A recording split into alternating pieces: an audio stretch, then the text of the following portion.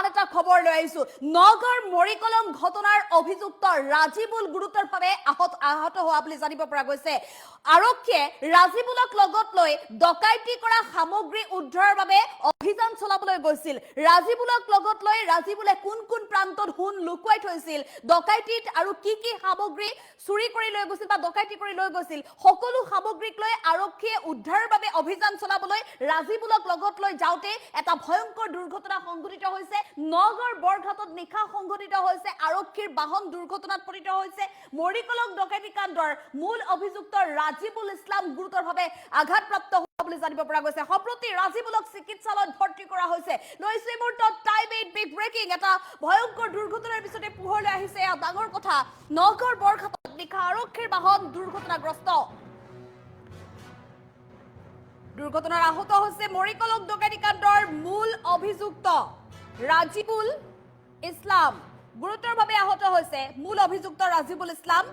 ৰাজীবুলক লগত লৈ যেটো আৰক্ষীয়ে অভিযান চলাবলৈ যাওঁতে সংঘটিত হৈছে এই ঘটনা চুৰি হুদ বিচাৰি ৰাজীবুলক লৈ আৰক্ষীয়ে চলাইছিল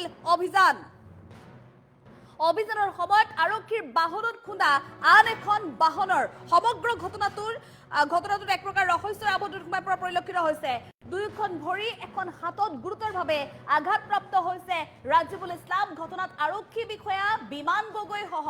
আহত হৈছে দুই আৰক্ষী জোৱান আমি পুনৰ জনাইছো এই মুহূৰ্তত এটা ডাঙৰ খবৰ নগৰ বৰঘাটত সংঘটিত হৈছে এটা ভয়ংকৰ দুৰ্ঘটনা উল্লেখ কৰিব লাগিব যে বিগত এপ্ৰিলত সংঘটিত হৈছিল ডকাইতি কাণ্ড নগৰ মৰিকলঙৰ চিকিৎসক ৰঞ্জিত শইকীয়াৰ বাসগৃহত ডকাইতি কাণ্ড সংঘটিত কৰিছিল নগৰ মৰিকলঙৰ চিকিৎসক ৰঞ্জিত শইকীয়াৰ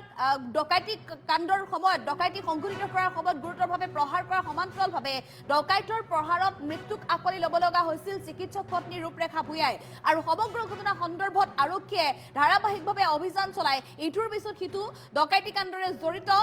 অভিযুক্তক গ্ৰেপ্তাৰ কৰিবলৈ সক্ষম হৈছে পোহৰলৈ আহিছে সকলো তথ্য কিদৰে স্থানীয় এজন ব্যক্তিৰ খবৰত আৰু এই লখিমপুৰৰ পৰা ডকাইতৰ গেং আহি নগৰ মৰিকলঙত ডকাইতি কাণ্ড সংঘটিত কৰিছিল কোন পথেৰে ডকাইতে প্ৰৱেশ কৰিছিল এডাল সোণৰ চেইনৰ বাবে কেনে ধৰণৰ এটা ডকাইতি কাণ্ডৰ পৰা এটা হত্যাকাণ্ড সংঘটিত হৈ গ'ল সকলো কথা ইতিমধ্যে আৰক্ষী অধীক্ষকৰ তৰফৰ পৰা সংবাদমেল যোগে এই কথা স্পষ্ট কৰিছে আৰু ইয়াৰ পিছতে এতিয়া আৰক্ষীৰ দলটোৱে আৰক্ষীৰ এটা বৃহৎ দলে নগৰ মৰিকলঙৰ ঘটনাৰে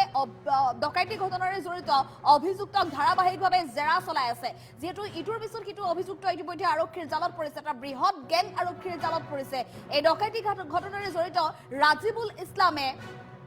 ক'ত লুকুৱাই থৈছিল ডকাইতি কৰা সামগ্ৰী যেহেতু নকল সোণ যিসমূহ লৈ গৈছিল সেইসমূহ নকল সোণ বুলি চিনি পাই পথত পেলাই থৈ গৈছিল আৰু বহু সামগ্ৰী লুটপাট কৰিছিল নিখাটোৰ ভিতৰতে পত্নীৰ প্ৰাণ ৰক্ষা কৰিবলৈ যেহেতু ৰঞ্জিত শইকীয়াই সকলো সামগ্ৰী ডকাইতৰ ওচৰত সমজাই দিবলৈ বাধ্য হৈ গৈছিল এনে এটা পৰিৱেশৰ সৃষ্টি হৈছিল কিন্তু এতিয়া আৰক্ষীৰ বৃহৎ দলটোৱে ডকাইতৰ গেংটোৰ পৰা সকলো সামগ্ৰী উদ্ধাৰৰ বাবে অভিযান চলাই আছে ৰাজীবুলক লগত লৈ নিখাৰ ভাগতো নগৰ আৰক্ষীৰ দল বৃহৎ এটা দল ৰাজীবুলক লগত লৈ সেই চুৰি সামগ্ৰী উদ্ধাৰৰ বাবে গৈছিল ৰাজীবুল ইছলামে এই ডকাইতি কাণ্ড সংঘটিত কৰি সকলো সামগ্ৰী ক'ত লুকুৱাই থৈছিল হুন যিসমূহ হুন বা অন্যান্য অলংকাৰ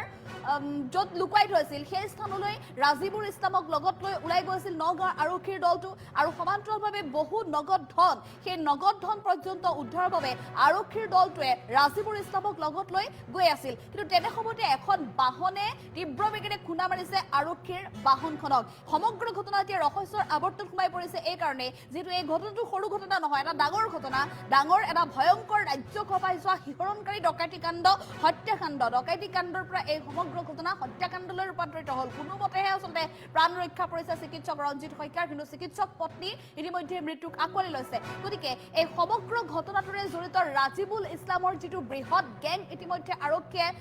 কৰায়ত্ব কৰিবলৈ সক্ষম হৈছে এই গেংটোৰ ওপৰত কোনো বিশেষ ব্যক্তিৰ আশীৰ্বাদ আছে নেকি যাৰ বাবে কালি নিশা ৰাজীবুল ইছলামক লগত লৈ আৰক্ষীয়ে অভিযান চলোৱাৰ কথা কোনো ব্যক্তিয়ে গম পাইছিল নেকি কোনো দুষ্কৃতিকাৰীয়ে খবৰ পাইছিল নেকি যাৰ বাবে আৰক্ষীৰ বাহনখনত অন্য এখন বাহনে খুন্দি আহিছে বুলি জানিব পৰা গৈছে এটা ভয়ংকৰ দুৰ্ঘটনা সংঘটিত হৈছে কথৌবি আচলতে আৰক্ষীৰ জোৱানৰ প্ৰাণ ৰক্ষা পৰিছে বুলি ক'ব লাগিব কাৰণ বিমান গগৈ সহ দুজনকৈ আৰক্ষীৰ জোৱান এই ঘটনাত আঘাতপ্ৰাপ্ত হৈছে আৰু অভিযুক্ত যি ৰাজিবুৰ ইছলামৰো ভয়ংকৰ দুৰ্ঘটনাত পতিত হৈ হাত আৰু ভৰিত আঘাতপ্ৰাপ্ত হৈ চিকিৎসাধীন অৱস্থাত আছে বুলি জানিব পৰা গৈছে। কিন্তু আৰক্ষীৰ বাবে এতিয়া বৃহৎ প্ৰত্যাহ্বান হৈছে যে আৰক্ষীয়ে এই বৃহৎ গেংটো কৰায়ত্ব কৰিবলৈ সক্ষম হ'ল বা আৰক্ষীয়ে এই ডকাইতৰ গেংটোৰ পৰা সকলো তথ্য উদ্ঘাটন কৰিবলৈ সক্ষম হৈছে বা সম্প্ৰতি সা-সামগ্ৰী যিসমূহ ডকাইতি কাণ্ড সংঘটিত কৰি লুটপাট কৰিছিল সকলো সা-সামগ্ৰী উদ্ধাৰৰো এক প্ৰকাৰ বাদ দেখিবলৈ পোৱা গৈছে। কিন্তু ইয়াৰ মাজতে ডাঙৰ প্ৰশ্ন হৈছে এই ডকাইতৰ গেংটোৱে এনে কিবা বিশেষ কথা লুকুৱাই ৰাখিছে নেকি, এনে কিবা বিশেষ ব্যক্তিৰ নাম দুষ্কৃতিকাৰীৰ যিটো নেতৃত্ব প্ৰদান কৰা এনে কোনো ব্যক্তিৰ নাম লুকুৱাই ৰাখিছে নেকি, গোপনে ৰাখিছে নেকি, যাৰ বাবে আজিৰ দিনটোত এই ভয়ংকৰ দুৰ্ঘটনা সংঘটিত হৈছে। কাৰণ আৰক্ষীৰ বাহন অভিযান চলাবলৈ যোৱা আৰক্ষীৰ বাহন আৰু অভিযুক্তক লগত লৈ যোৱা আৰক্ষীৰ বাহনত দুৰ্ঘটনা সংঘটিত কৰিছে এখন অচিনাক্ত বাহনে। আৰু এই মুহূৰ্তত দৃশ্যাংশ দেখিবলৈ পাইছে আৰক্ষীৰ যিখন বাহন দুৰ্ঘটনাত পতিত হৈছে আন এখন বাহনে যিটো পিছফালৰ পৰা খুন্দা মাৰিছিল আৰক্ষীৰ বাহনখনত এজোপা প্ৰকাণ্ড গছত ৰয় কোনোমতে ৰক্ষা পৰিছে আৰু কেইবাজনো আৰক্ষীৰ জোৱান গুৰুতৰভাৱে আহত হৈছে। এফালে অভিযুক্ত গুৰুতৰভাৱে আহত হৈছে। অভিযুক্তক সম্পূৰ্ণৰূপে নিশেষ কৰাৰ বা প্ৰাণ নাশ কৰাৰ চেষ্টা কৰিছিল নেকি অন্য কোনো দুষ্কৃতিকাৰীয়ে, যাতে সমগ্ৰ ঘটনাটোক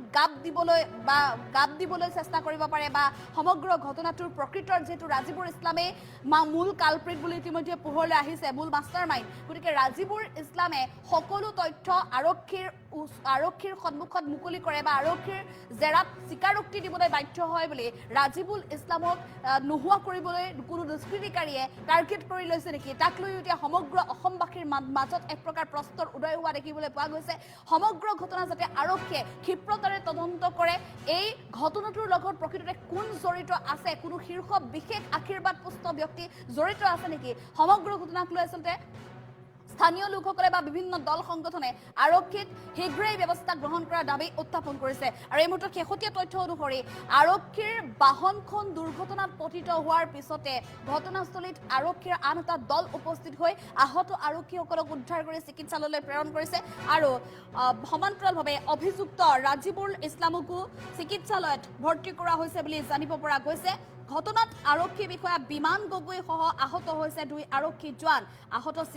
আৰক্ষী জোৱানসকলক ইতিমধ্যে চিকিৎসা প্ৰদান কৰি থকা হৈছে। আৰু কালিৰ নিশাৰ ভাগত সংঘটিত নগাঁৱৰ বৰঘাটত সংঘটিত এই দুৰ্ঘটনাৰ পিছতে এতিয়া সমগ্ৰ ঘটনা অধিক ৰহস্যৰ আৱৰ্তত সোমাই পৰা পৰিলক্ষিত হৈছে। আৰক্ষীয়ে বিশেষ কৌশল প্ৰয়োগ কৰি এতিয়া সমগ্ৰ ঘটনা যাতে তদন্ত প্ৰক্ৰিয়া অব্যাহত ৰাখি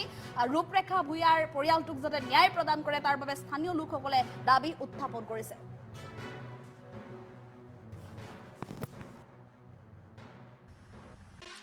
5:30 মানত খবৰ পাইছোঁ আমি, মানে বেলেগ এখন গাড়ীয়ে গৈছে বুলি আমি খবৰ পাইছোঁ।